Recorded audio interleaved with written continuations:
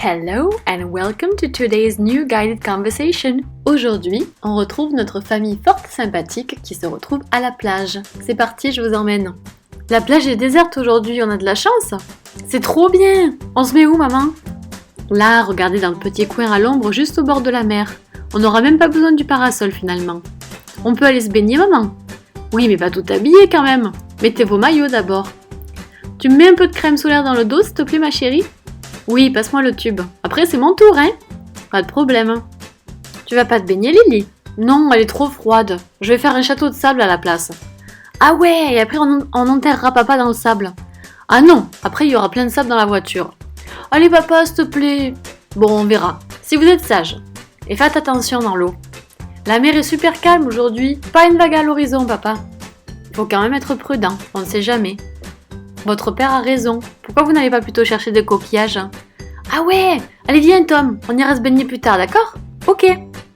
Pour commencer, comme toujours, une petite fiche vocabulaire récapitulative de notre vocabulaire principal dans ce dialogue. La plage, the beach, désert, deserted ou empty, un coin, a spot or a corner, à l'ombre, shady ou in the shade, au bord de la mer, by the seaside ou by the ocean, parasol, parasol ou sunshade, se baigner, to take or to have a bath, maillot de bain, swimsuit, crème solaire, sunscreen, le dos, the back, un tube, a tube, froid, cold, un château de sable, sandcastle, enterré, to bury, la voiture, the car, être sage, to behave, to be well behaved ou to be good, faire attention, to be careful, calme, calm, still, les vagues, waves, avoir raison, to be right, et ramasser des coquillages, to collect seashells.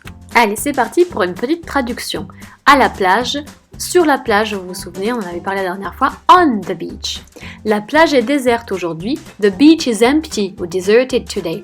On a de la chance. En anglais, plutôt, on est très chanceux. We are very ou we are so lucky. Nous sommes tellement chanceux. C'est trop bien, en anglais plutôt, c'est tellement cool. That's so cool.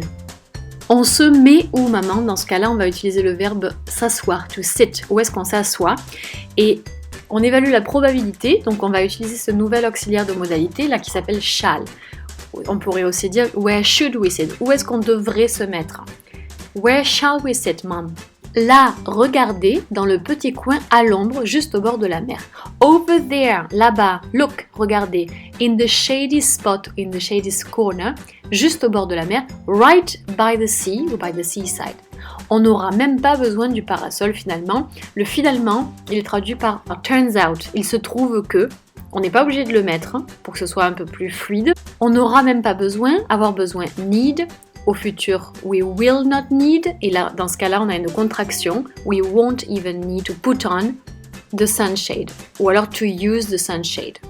On peut aller se baigner, maman. On peut can we go into the sea, ou can we take a swim, mom? Ou alors aller se baigner directement, to have a bath.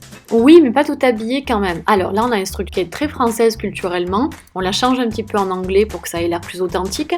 Oui, sure. Oui, pas de problème, sure. Mais vous avez encore vos habits. Vous êtes encore habillé. Vous avez encore, but you still have your clothes on, être habillé.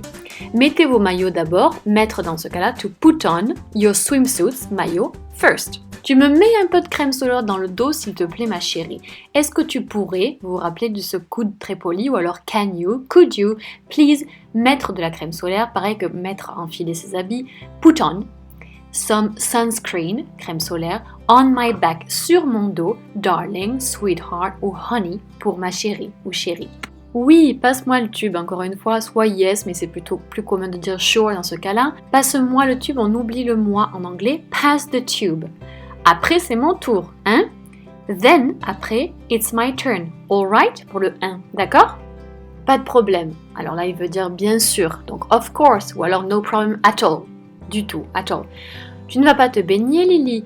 Aren't you going for a swim, Lily? Là, on a un beau cas de futur proche. Si on disait tu vas te baigner, Lily, on dirait you are going for a swim. C'est ce qu'on appelle le futur proche. Be plus go plus ing. Là, on le retourne en question et à la forme négative, donc aren't you going for a swim? Non, elle est trop froide. Non, on peut dire no ou alors nope. C'est une enfant, elle s'amuse avec le langage. Elle est trop froide. Alors on précise ce qui est trop froid, c'est-à-dire l'eau. The water is too cold. Je vais faire un château de sable ou des pâtés. Les pâtés, encore une fois, c'est assez français. Par contre, faire un château de sable, on peut dire to build ou to make a sandcastle. Elle utilise le futur proche. I'm going to make, sauf que là, elle le contracte, c'est de l'anglais oral, donc on est moins attentif à son langage. Donc pour la forme contractée, ça donne non pas I'm going to make, mais I'm gonna make, ou I'm gonna build a sandcastle instead. Instead, plutôt, qui veut dire en fait à la place. Ah ouais, alors dans ce sens-là, plutôt super idée, great idea, c'est une proposition, il y a plein d'autres façons de le dire, et après on enterrera papa dans le sable. Alors là aussi deux façons de le dire, soit et après on peut enterrer papa dans le sable, c'est ce que j'ai choisi ici, and then we can bury dad in the sand. Ça nous fait un petit rappel sur la conjugaison des verbes après le verbe pouvoir, can, on n'a pas de to entre les deux, you can to bury, non, you can bury. Sinon, et après on enterrera vraiment au futur, and then we will, ou alors will, forme contractée, bury dad in the sand. Ah non, on aurait pu dire no way, pas question par exemple. Là on a dit no you won't, on reprend l'auxiliaire de futur de l'affirmation précédente, we will bury dad, no you won't, mais non, mais il n'en est pas question, bien sûr que non, vous ne le ferez pas. Après il y aura plein de sable dans la voiture, deux façons de le dire, soit il y aura, there will be sand, soit there would be sand, il y aurait du sable partout si ça se faisait. Pas besoin de traduire plein de, sand ça suffit, on imagine la quantité de sable dans la voiture que ça peut rapporter. Par contre, pour dire effectivement que ce sera étalé partout dans la voiture, on utilise everywhere, partout dans la voiture. There'll be sand everywhere in the car. Allez papa s'il te plaît, oh come on dad please. Bon on verra, futur simple, well, bon, we'll see, we will see. Si vous êtes sage, en anglais, seulement si vous êtes sage, only. If you behave, si vous vous comportez bien ou si vous êtes gentil, si vous êtes bon. Only if you behave ou if you're good. Et faites attention dans l'eau, faire attention to be careful.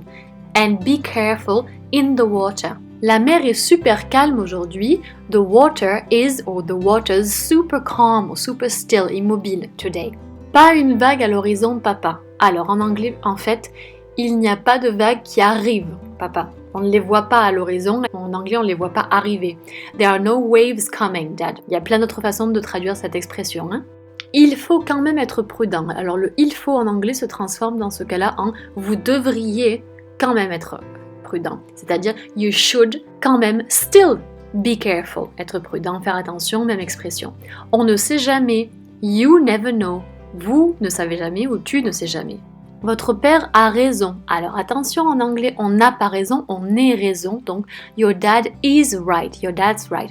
Pourquoi vous n'allez pas plutôt chercher des coquillages? Coquillages seashells. Why don't you go collect seashells? Allez ramasser instead. Instead, c'est à la place. Donc pareil, plutôt, comme tout à l'heure. Ah ouais, alors là, je vous propose sounds great pour la traduction, c'est-à-dire oh ça me paraît bien, dans le sens sounds great, on l'entend, ça a l'air d'une bonne proposition. Sounds great, ça a l'air génial comme idée. Allez viens Tom, comme tout à l'heure, come on, ou alors let's go Tom. On ira se baigner plus tard, d'accord? Futur simple, we will have a bath, ou alors we will take a bath later, ok? Ok, alright, sure, ou alors I'm in, ça veut dire je suis de la partie. Et voilà, I hope you had fun. N'oubliez pas de vous abonner si vous voulez progresser avec nous en anglais. Je vous retrouve très bientôt pour une nouvelle vidéo. Bye bye!